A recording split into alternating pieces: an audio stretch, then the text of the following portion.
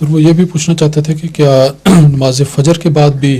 اس طرح پر کوئی دعا کرے تو وہ درست ہوگا یا نہیں؟ منع تو نہیں ہے، نماز فجر میں بھی امکان ہے خاص ہنگامی حالات میں قومی ایک دباؤ ہو اور کوئی امام تہجد کے بعد بھی ایسی دعا کر لے تو حرج نہیں ہے، لیکن اس کو دستور بنانا مناسب نہیں ہے۔ اگر تہجد کے بعد مسلم موت کے متعلق مجھے اب واضح یاد نہیں، لیکن غالباً آپ نے اس دعائے قنوت کے سوا یقینی طور پر باقی نمازوں میں سے تو عشاء مغرب وغیرہ میں تو پڑھی ہیں دعائیں آخری رکعت میں، لیکن یہ جو ہے صبح کی نماز اس میں شامل کیا کہ نہیں مجھے یاد نہیں ہے۔ کوئی بھی نماز ہو، اگر ہنگامی ضرورت ہو، قومی ضرورت ہو، تو بالجہر نمازوں میں کسی رکعت میں یعنی اس کے قیام کے وقت جو رکوع کے بعد آتا ہے، یہ دعائیں پڑھنا ناجائز اور حرام ہرگز نہیں، مگر اسے دستور بنا لینا نقصان دہ ہے، کیونکہ پھر رسوم چل پڑتی ہیں،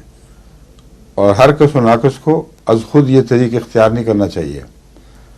بعض اماموں کو شوق ہوتا ہے اس قسم کی، جب ان کو امامت مل جائے تو پھر وہ خوب اس امامت کو کماتے ہیں اور دل بھر کے اپنی بھڑاس نکالتے ہیں، پھر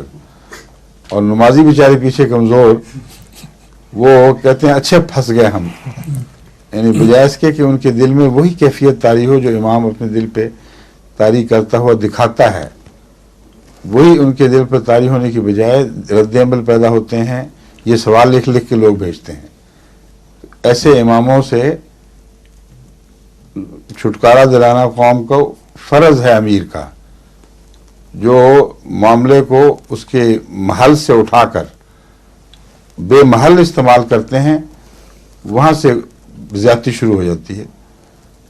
تو امیر کا فرض ہے، ہر ملک کے امیر کا، کہ نظر رکھے،